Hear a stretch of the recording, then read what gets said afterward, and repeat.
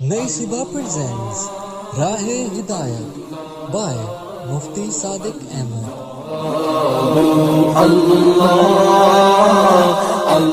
الحمد للہ وکفا والصلاة والسلام علی اشرف الانبیاء اما بعد۔ سامعین گرامی، قرآن کریم اور احادیث مبارکہ سے پورے یقین کے ساتھ معلوم ہوتا ہے کہ دعا کا انسانی زندگی سے بہت گہرا تعلق ہے، اور تاریخ بھی اس بات پر گواہ ہے کہ اللہ رب العزت کے بیش بہا خزانوں سے بھی دعا کا مضبوط ربط اور تعلق موجود ہے۔ لہٰذا میں آپ سے چند مثالیں شیئر کرنا چاہتا ہوں جن سے معلوم ہوگا کہ اللہ تبارک و تعالیٰ کے دربار سے دعا کے ذریعے سے کس طریقے سے نعمتیں حاصل کی جا سکتی ہے۔ نمبر 1، انسان پر جب بھی تنگی اور مصیبت کی گھڑی آ جائیں تو فوراً اللہ تعالیٰ کی طرف متوجہ ہو کر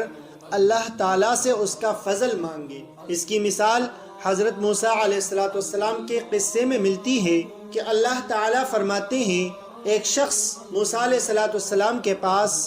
شہر کے دور کونے سے دوڑتا ہوا آیا اور کہنے لگا، اے موسیٰ، بے شک فرعون اور اس کے سردار اکٹھے ہو چکے ہیں، آپ کے بارے میں مشورہ کر رہے ہیں کہ تجھے قتل کر ڈالیں، لہٰذا آپ یہاں سے نکل جائیں، یقیناً میں آپ کے خیرخواہوں میں سے ہوں۔ موسیٰ علیہ السلام وہاں سے گھبراتے ہوئے خوف کے عالم میں یہ انتظار کرتے ہوئے نکل گئے کہ دیکھتے ہیں کیا ہوتا ہے، یہاں تک کہ حضرت موسیٰ علیہ السلام فرعون کی بادشاہت اور ملوکیت کی حدود پار کر کے مدین کے علاقے میں جا پہنچے تو دربار الہی میں دست بدعا ہوئے اور ہاتھ اٹھا کر کہنے لگے، اے میرے پروردگار، مجھے ظالم قوم سے بچا لیجئے۔ اللہ تعالیٰ نے فوراً دعا قبول فرمائی اور شعیب علیہ السلام کو ان کی مدد کرنے کے لیے لا کھڑا کر دیا، اور پھر ان کی زبانی سے تسلی بھی دلوا دی۔ کہا، اے موسیٰ، آپ گھبرائی نہیں،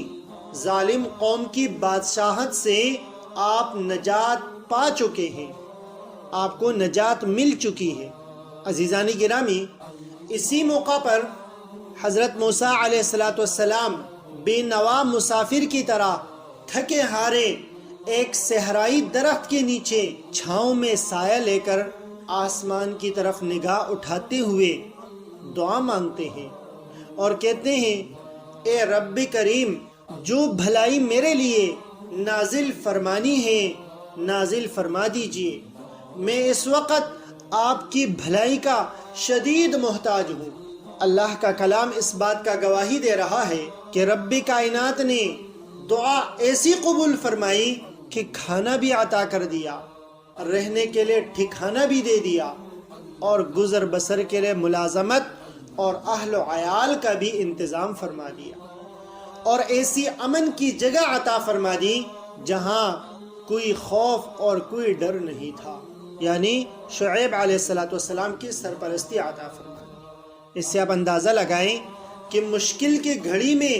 جب پہلی نگاہ اللہ کی طرف جاتی ہے تو پھر اللہ تبارک و تعالیٰ اس انسان کی اسی طرح مدد عطا فرما دیتے ہیں۔ نمبر 2، حضرات علماء کرام نے لکھا ہے کہ خوشی کی حالت میں اللہ تعالیٰ کو یاد رکھیں تو مصیبت کے وقت اللہ کی مدد فوراً پہنچ جاتی ہے، اور دوسرا یہ بھی کہ اللہ تعالیٰ دونوں حالتوں میں یاد کرنے والوں سے محبت بھی کرتا ہے، اور ایسے لوگوں کو اللہ تبارک و تعالیٰ خوب نوازتا بھی ہے۔ آپ اس کی مثال سنیں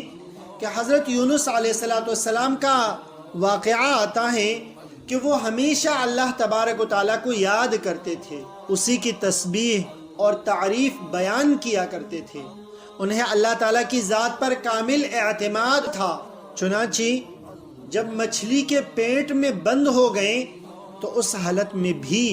اللہ تعالیٰ کو یاد کیا اور کہنے لگا، اے اللہ، آپ کے سوا کوئی الہ، معبود اور مددگار نہیں ہے، میں اپنے حق میں کمی کرنے والوں میں سے ہوں۔ تو فوراً اللہ تعالیٰ نے ان کی پکار سنی اور اس کے لیے خلاصی کا راستہ پیدا کر دیا۔ یوں 3 اندھیریوں میں سے، یعنی رات کا اندھیرا، سمندر کی گہرائی اور مچھلی کے پیٹ کی اندھیرے کی گرفت سے اللہ تعالیٰ نے انہیں نجات عطا فرمائی، جس کے بارے میں اللہ تعالیٰ خود فرماتے ہیں کہ اگر یونس علیہ السلام تسبیح کرنے والے نہ ہوتے تو قیامت تک مچھلی کے پیٹ میں ہی رہتے اور وہی ان کے لیے قبر بن جاتی۔ اس کے مقابلے میں آپ ذرا غور کریں کہ فرعون نے بھی دریائے نیل کے اندر غوطہ کھاتے ہوئے اور غرق ہوتے ہوئے اللہ تعالیٰ کو بہت لمبے اور بڑے کلمے کے ساتھ یاد کیا اور اپنے ایمان کا اظہار کر دیا،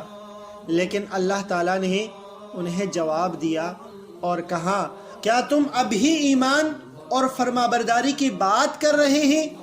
جبکہ ابھی تک تو تم نے غفلت، نافرمانی اور زمین میں فساد کرنے والی زندگی گزاری ہے؟ تو اب مشکل کی گھڑی میں تو میں تمہیں عبرت کا نشان بناؤں گا، آپ کو نجات نہیں مل سکتی۔ معلوم ہوا کہ خوشی کے حالت میں جتنا زیادہ اللہ کی اطاعت کریں گے، اللہ کو یاد کریں گے، تو اللہ تبارک و تعالی مصیبت کی گھڑی میں اتنی ہی اپنی مدد سے نوازے گا، اپنی نعمتوں سے نوازے گا اور دعا فوراً قبول کرے گا۔ نمبر 3، حضرت ابراہیم علیہ السلام کے واقعے پر غور فرمائے۔ حضرت ابراہیم علیہ السلام ابو الانبیاء ہیں، یعنی انبیاء کے والد ہیں، اور احترام اور اکرام کے بلند و بالا مقام پر فائز ہیں۔ ان کی دعا کی قبولیت نے روئی زمین میں انسانی زندگی پر بہت گہرے اثرات چھوڑے ہیں۔ حضرت ابراہیم علیہ السلام نے مکہ مکرمہ کے لیے امن اور پھلوں کا رزق اللہ تعالیٰ سے مانگا۔ اس کے ساتھ ہی دنیا کے لوگوں کی مکہ شہر کی طرف اور وہاں کے رہنے والوں کی طرف لوگوں کی رغبت اور ان کے دلوں کا التفات یعنی اٹینشن اللہ تعالیٰ سے مانگا۔ اس کا نتیجہ آج آیا ہے کہ اللہ تبارک و تعالیٰ نے انہی کی دعا کی برکت سے مکہ اور اہل مکہ کو سب کچھ سے نوازا ہے۔ اور پھر جب آپ نے اپنے ہونہار اور سعادت مند بیٹے حضرت اسماعیل علیہ السلام کے ہمراہ کعبہ کی دیوار بنائی تو دعا فرمائی کہ ان کی نسل میں ایک بہترین امت وجود میں آئے، جس میں ایک رسول مبعوث ہو جو انہیں کلام الہی کی تعلیم دے، اس میں موجود حکمت کی باتیں انہیں سکھائے اور ان کی زندگیاں سنوارے۔ عزیزانی گرامی، اللہ تعالیٰ نے اپنے خلیل کی دعا قبول فرمائی اور اس کرۂ ارض پر امت مسلمہ خیر اور بھلائی کے ساتھ نمودار ہوئی، جس نے تاریخ کا رخ موڑ دیا۔ اس امت کو خیر امت کے لقب سے نوازا گیا۔ اس امت یعنی امت محمدیہ کا وجود کائنات عالم کے لیے پیغام خیر، نفع اور بھلائی کا پیغام ہے۔ اس کا نبی رحمت للعالمین ہے، جس کے فرمان لوگوں کے دلوں پر اور جن کے نقوش زمانے کے ریگستانوں پر یوں پڑ گئے کہ وقت کی تیز و تند ہوا